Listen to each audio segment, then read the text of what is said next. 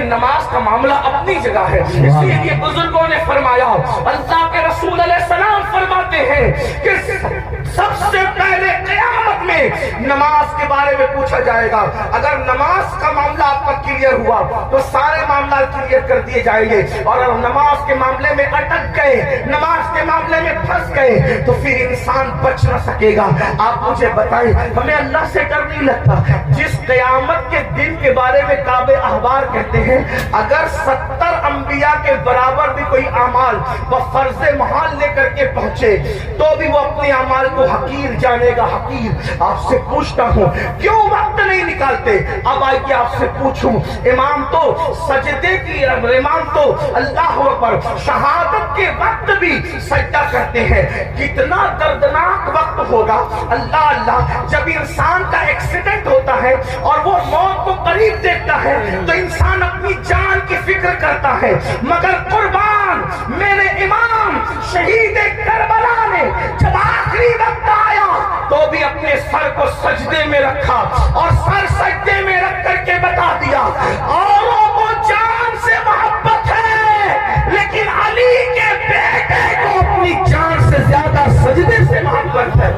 آپ بتائیں تو صحیح. اور اسی نماز سے ہم دور ہیں, عاشور میں بھی نماز دور کرتے, عاشور میں بھی نماز سے دور رہتے ہیں. آئیے اب اس اپنی گفتگو کو اینڈ کی طرف لے جاتے ہوئے آپ سے پوچھوں, اگر قیامت کے دن, توجہ کرنا ان جملوں پر, اگر قیامت کے دن فہرست بنی زانیوں کی کہ زانی ایک ساتھ کھڑے رہے, توجہ, زانیوں کی فہرست بنی کہ زانی ایک ساتھ کھڑے رہیں گے, تو جس گروپ میں یزید ہوگا اسی گروپ میں زنا کرنے والے بھی تو ہوں گے. دنیا کے اندر بڑی بڑی باتیں ہانکنا آسان ہے. محشر آپ کی مرضی اور میری مرضی سے نہیں ہوگا. محشر کو محشر کہتے اس لیے ہیں کہ وہاں بڑے بڑے مقربین بھی نفسی نفسی کہیں گے. تھوڑا کسی کے دل کی فریاد دل کے کانوں سے سنو, میری قوم کے جوانوں جہنم کا ایندھن بننے نہیں آئے ہو, میری قوم کے جوانوں اللہ کو ناراض کرنے نہیں آئے ہو. امام علی مقام سے جان سے زیادہ محبت کرنے والے میرے سنیوں, آپ سے پوچھتا ہوں تھوڑا غور کرنا, ایمان والے دل پہ ہاتھ رکھ کر سوچنا. زانیوں کی فہرست بنے گی کہ سارے زانی ایک ساتھ کھڑے رہیں, تو بتاؤ جہاں یزید ہوگا وہاں زانی لوگ ہوں گے کہ نہیں ہوں گے؟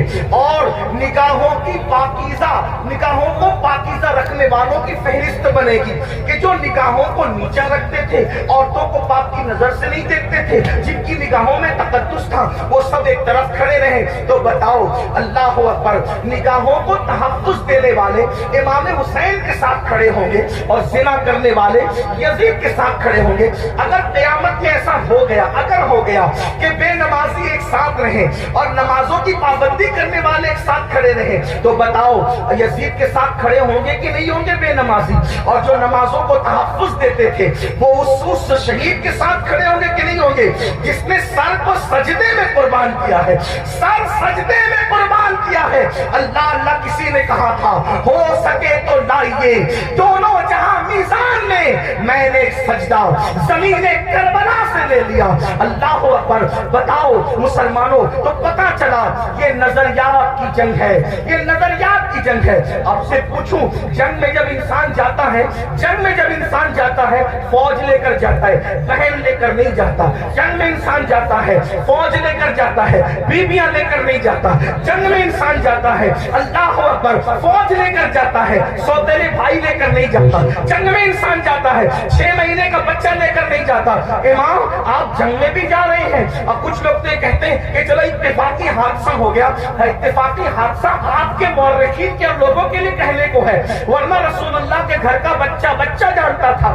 آقا نے اتنی تفصیل سے کربلا بیان کی تھی. ابن عباس کہتے ہیں کہ نبی کے گھر کے بچے کو پتا تھا کہ حسین میدان کربلا میں کھڑے جو وہ شہید ہوں گے جنگ صفین کے موقع پر. مولا کائنات جب کربلا کے قریب سے گزرے تو روئے, فرمایا یہاں حسین کے اونٹ بیٹھیں گے, یہاں ان کے کجاوے رکھے جائیں گے. یعنی کتنی تفصیل معلوم تھی خاندان رسول کو کہ اونٹ کہاں بیٹھیں گے وہ بھی پتا ہے, خیمے کہاں لگیں گے وہ بھی پتا ہے, کجاوے کہاں رکھے جائیں گے وہ بھی پتا ہے.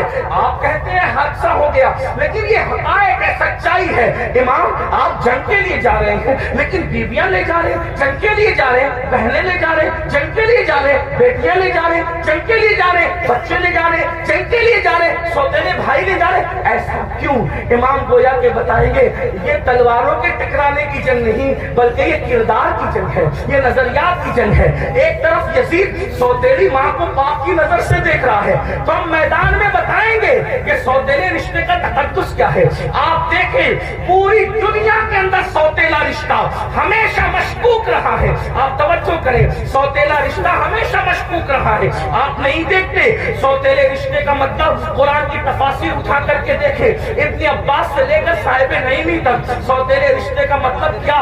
حضرت یعقوب علیہ السلام کی بیوی جو حضرت یوسف علیہ السلام کی سوتیلی ماں ہے, اللہ اکبر, وہ اپنے بیٹوں کو بتا رہی ہے اللہ اکبر کہ تمہارے سوتیلے بھائی نے یہ خواب دیکھا ہے. اسی طرح ہے نا سوتیلے بھائی ہاتھ کا پانی چھین کر کے زمین پہ ڈال رہے ہیں, سوتیلے بھائی ہاتھ کی روٹی چھین کر کے کتے کو ڈال رہے ہیں, سوتیلے بھائی مار پیٹ کر کے کنویں میں پھینک رہے ہیں. یہی تو سوتیلا رشتہ لوگ جانتے ہیں. مگر قربان جائے امام علی مقام سوتیلے بھائیوں کو کربلا میں لے جا کر اور پھر ان کی وفا کا اظہار کر کے بتا رہے آخر کار امام حسین نے سوتیلے بھائیوں کے ساتھ سلوک کیا کیا ہوگا کہ سوتیلے بھائی اپنی جان سے زیادہ اپنے سوتیلے بھائی سے پیار کر رہے ہیں. کوئی کسی پر یوں تو نہیں مرتا, کوئی کسی سے یوں تو پیار نہیں کرتا. اب آپ سے پوچھتا ہوں حسین پاک کا سوتیلا بھائی سب سے زیادہ معتبر باوفا ہے جسے دنیا غازی عباس کے نام سے جانتی ہے.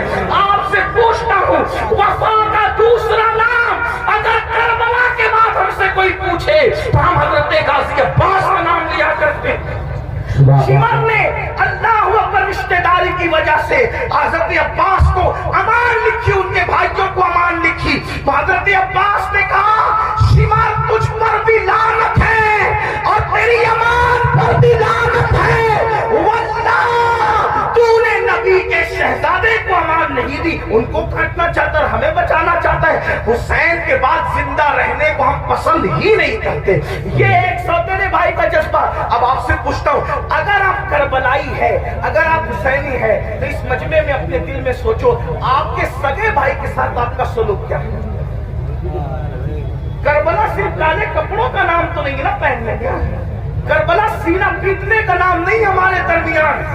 ہمارے درمیان کربلا اسوہ مصطفیٰ کی تفسیر کا نام ہے. ہمارے نزدیک کربلا بدر و احد کے مقصد کی تکمیل کا نام ہے. آپ سمجھتے کیا ہے کربلا کو, لیکن ہمارے اندر کربلا کہاں ہے؟ ہم نے رسمی اور اسمی کربلا کو تو دیکھا, ہم نے حقیقت کربلا کو نہیں دیکھا.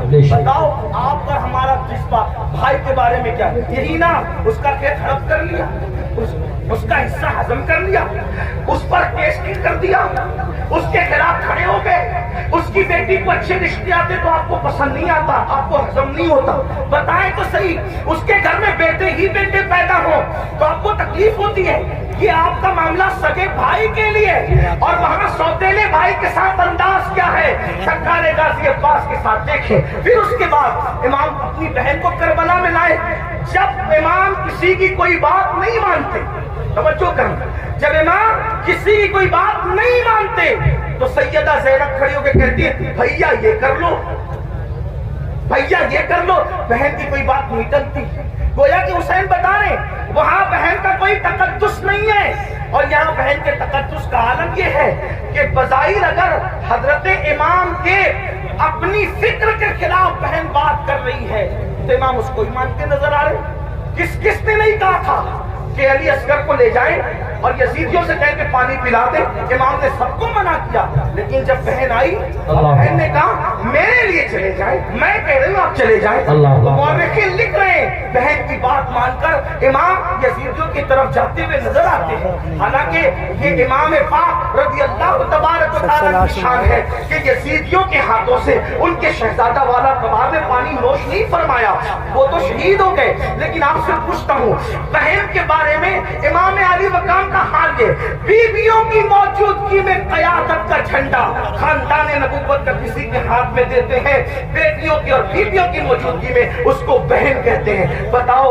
امام تو بہن سے اتنا پیار کرتے ہیں. ہمارا اور آپ کا بہنوں کے ساتھ کیا تعلق ہے؟ ہمارا اور آپ کا بہنوں کے ساتھ کیا رشتہ ہے؟ آپ بتائیں مجھے، اگر بہن گھر آ جائے 4 بچوں کو لے کر تو بھائی اور بھابھی بات کرتے ہیں، کھلائیں گے کہاں سے؟ حیرت کی بات یہ ہے، جس قوم کی سوچ فکر حسین سے اس قدر گر جائے، پھر کیا اس قوم کے لیے یہ نہ کہا جائے کہ وہ نام کے لیے تو حسینی بنی ہے لیکن افکار کے اعتبار سے وہ کہیں نہ کہیں یزیدیت کا شکار ہے؟ میرے آقا صلی اللہ علیہ وسلم کے دیوانوں، جانتے ہیں بہن کا مقام کیا ہے، بہن کا مرتبہ کیا ہے؟ اور یہ اللہ کے رسول علیہ السلام سے سیکھا۔ آقا علیہ السلام کی کوئی حقیقی بہن نہ تھی، لیکن جب جنگ حنین کے موقع پر اللہ اکبر، حنین کے اندر وافر مقدار میں، کثیر مقدار میں جب وہ غنیمت کا مال آیا تو اس وقت تو ایک خاتون آئی اور آنے کے بعد کہا، اے محمد میں آپ کی بہن ہوں، میں آپ کی بہن ہوں۔ حضور علیہ السلام کو اس بہن سے جدا ہوئے تقریباً کم و بیش آدھی صدی بیت چکی تھی۔ اللہ کے حبیب علیہ السلام نے کہا، تم میری بہن ہو، نام کیا ہے؟ کہا میرا نام شیمہ ہے، میں حلیمہ کی بیٹی ہوں۔ آقا علیہ السلام نے فرمایا، شیمہ کو تو جانتا ہوں، حلیمہ کو بھی جانتا ہوں، میری وہ ماں ہے، رضائی ماں، لیکن شیمہ تم میری بہن اور تم ہی ہو، اس کی نشانی تمہارے پاس کیا ہے؟ اللہ کیا نشانی مجھے بتاؤ؟ تو حضرت شیمہ کہتی ہے، ایک بات ایسی ہے جو صرف تم اور میں جانتے ہیں، تیسرا کوئی نہیں جانتا ہمارے سوا۔ کہ وہ کون سی؟ تو آقا علیہ السلام سے انہوں نے عرض کیا، ایک دن میں آپ کو کہیں لے جانا چاہتی تھی، ایک دن میں آپ کو کہیں لے جانا چاہتی، آپ آنا نہیں چاہتے تھے، میں نے زبردستی کی، گود میں چھینا۔ آپ نے اکثر یہ منظر دیکھا ہوگا گھروں میں کہ بڑی بہنیں بھائی کو گود میں لے جانا چاہتی ہے، وہ نہیں آنا چاہتا تو کیا ہوتا ہے؟ وہ زبردستی کھینچتی ہے، تانتی ہے، ایسا کرتی ہے۔ تو شیمہ کہتی ہے، آپ نہیں آنا چاہتے تھے، میں لے جانا چاہتی تھی، میں نے زبردستی کی تو آپ نے میرے کندھے پر دانت کاٹ لیا تھا، اور وہ دانت کاٹنے کا نشان اب بھی موجود ہے۔ حضور علیہ السلام نے یہ سنا تو اتنا ہنسے اپنی شان کے مطابق کہ حضور علیہ السلام کی داڑھیں نظر آئی، اور پھر جب یہ ثابت ہو گیا کہ شیمہ یہی ہے تو آقا نے فرمایا، اے میرے صحابہ، شیمہ کے سسرال کی بکریاں، بھیڑے، اونٹ، گھوڑے جتنے غنیمت میں آئے ہیں، چونکہ یہ میری بہن ہے میں اس کو واپس کرتا ہوں، تم لوگ بھی واپس فرمائے۔ بہن کا یہ احترام ہے، حالانکہ وہ حقیقی بہن نہیں ہے، وہ حقیقی بہن نہیں ہے، رضائی بہن ہے۔ اکرام دیکھو، احترام دیکھو، ہمارے پاس بہن کا کیا احترام ہے؟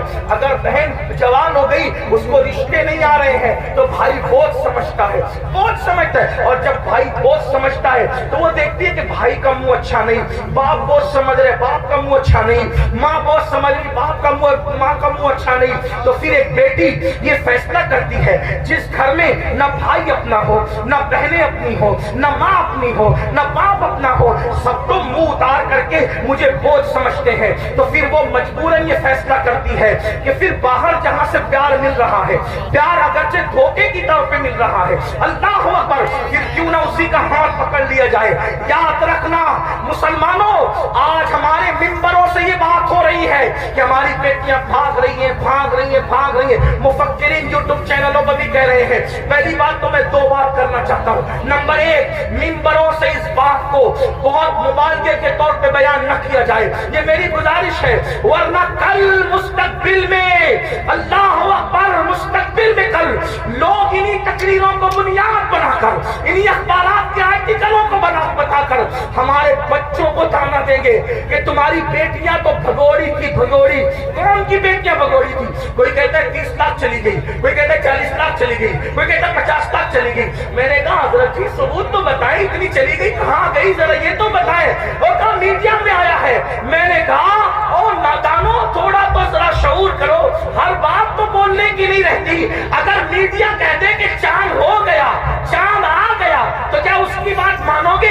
نہیں مانیں گے۔ ہم نے کہا جس میڈیا کے کہنے پہ چاند کا آنا نہیں مانتے، اس میڈیا کے کہنے پہ بیٹیوں کا بھاگ جانا کیسے مان لیتے ہو؟ واللہ آج بھی مسلمانوں کی بیٹیوں میں اتنی غیرت ہے کہ کسی اور کی ماں میں اتنی غیرت نہیں ہے۔ لیکن کہیں کچھ کہی ہے، کہیں کچھ کہی، میں جانتا ہوں، انکار نہیں کر رہا ہوں، کہیں کچھ کہی ہے، لیکن کون گئی ہے؟ وہ گئی